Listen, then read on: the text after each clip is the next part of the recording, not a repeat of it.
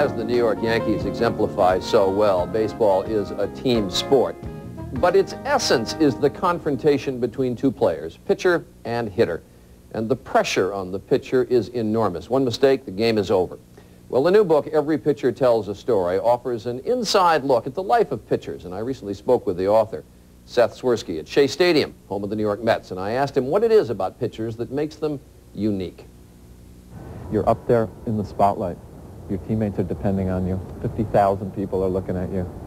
And on top of trying to think of what the batter's tendencies are and all the emotional things that go on with a pitcher, you've got to take a ball and throw it 60 feet, 6 inches and get it to an exact point. That's not an easy thing to do. Major league pitchers, in their own words, on being major league pitchers. Jamie Moyer talked about how alone it is to be on that mound with everybody watching you, and you have to really come up with the goods. The mound is an 18-foot circle, which I consider my office. I do feel alone because ultimately I have the final say in what pitch is thrown. And then the pitcher who will be remembered forever just for one thing, which is giving up McGuire's 70th. That was Carl Pavano for the Montreal Expos. He'd sat there game after game saying, if I get in, I'm going to go after him. That's right. He said, I was going to challenge McGuire and I was going to beat him. And I got up to the mound and I threw him a pitch. Then he says, crack, gone, 70. The rest is history. The most interesting letter of all, I thought, came from a pitcher, not about his pitching, but about something he witnessed, Mace Brown. Mace Brown was a rookie pitcher for the Pittsburgh Pirates in 1935. Babe Ruth hit his final home run for the Boston Braves. As Babe Ruth rounded the bases, he didn't go back into the Braves dugout, his home team.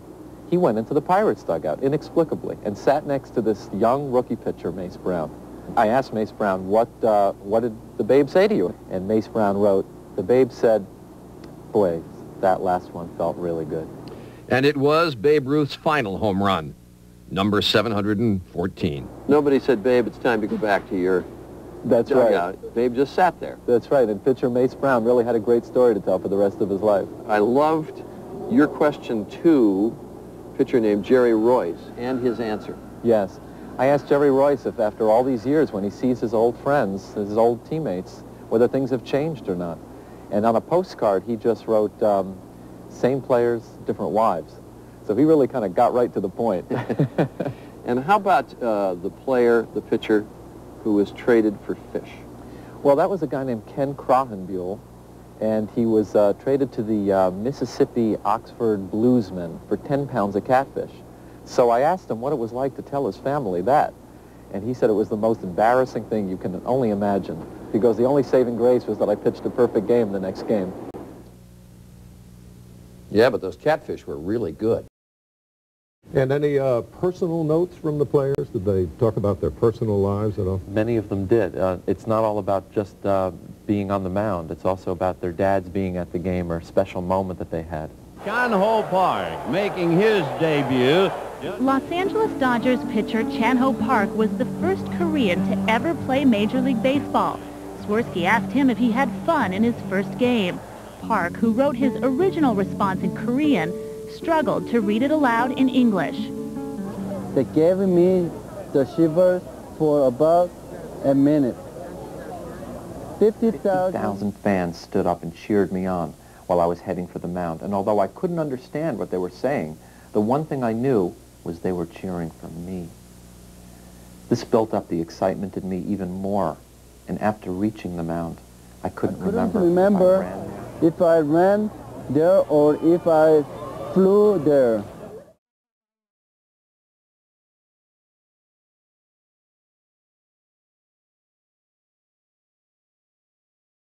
Dear Seth, it doesn't feel good because I already gave up 50 and 51 back in Chicago, and everybody said that I grew it to him.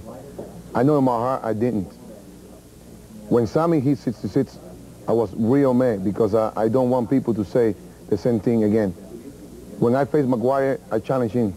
I pitched the same way to everybody. Now, what's really fun about the book is you don't just write to baseball players. You, in fact, wrote to Carl Schultz of Peanuts fame. That's right. Well, you know, you wouldn't guess it, but if you think back, Charlie Brown is a pitcher. Sure. So when I saw that in the midst of writing to all these pitchers from this book, I wrote to Charles Schultz and asked him if Charlie Brown is ever nervous when the little red-haired girl, Charlie Brown's lifelong crush, is in the audience. And he sent me back this comic strip. And, you know, Charlie Brown gets up there and he decides not to pitch, and Linus pitches, and the little red-haired girl falls in love with Linus, of course. Tell us about this baseball that's sitting right here on the counter. You've got some interesting signatures on there. Well, yes, this is a ball that was signed by all 4 Beatles the night they played Shea Stadium. Which was? August 15th, 1965. And you could see right here is the late, great John Lennon. Yes. And then here is Paul McCartney. And then right here is George Harrison. Right. And of course, the Beatles drummer, Ringo Starr. This prompted me to write a letter to a guy named Gary Kroll, who pitched for the Mets, who play at Shea Stadium. Oh, we saw the picture of that. Yeah, the night that the day that the Beatles played that night, and he went and he talked about how electric it was to go see the Beatles that night. Did he win the game? And he won that game. He did. Yes. You got a picture with you of, and in the book, of Warren Buffett. Tell us why you got a picture of Warren Buffett, and what sort of a letter did you get from him? Speaking of money? Yes, Warren Buffett, as everybody knows, is the great stock picker of all time, and I found out that he pitches for his company team, Berkshire Hathaway, known, and he's known. There he is. That's right. He's known as Warren the Whip.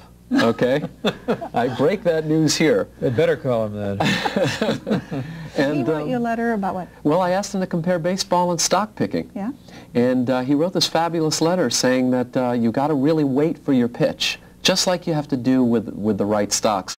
You record in your book a photograph of Carl Mays. Tell us who he is and what sort of letter represents him in the book. Well, on August 16th, 1920, Carl Mays threw a baseball that unfortunately hit and killed the beloved shortstop for the Cleveland Indians, Ray Chapman. I went to the library and I found out that his daughter is still alive and living in San Diego. And I asked her if she had anything that her father had written. And she said, well, he wrote a letter, and I want you to have the letter for the book. This is a story that needs to be told. And in Carl Mays' own handwriting, he writes, I was a poor boy. I went to a country school. That pitch has haunted me from the day I threw it. I never meant to do it. Lots of love, Carl. Dear Seth, competition is what drives me. Competition between me and the hitter, trying to be better than him. Also the competition with myself, trying to get better year in and year out and not settling for where I am and the success that I've had. The competition makes the game so much fun. It really is a great way to make a living. Sincerely, Tom Glavine.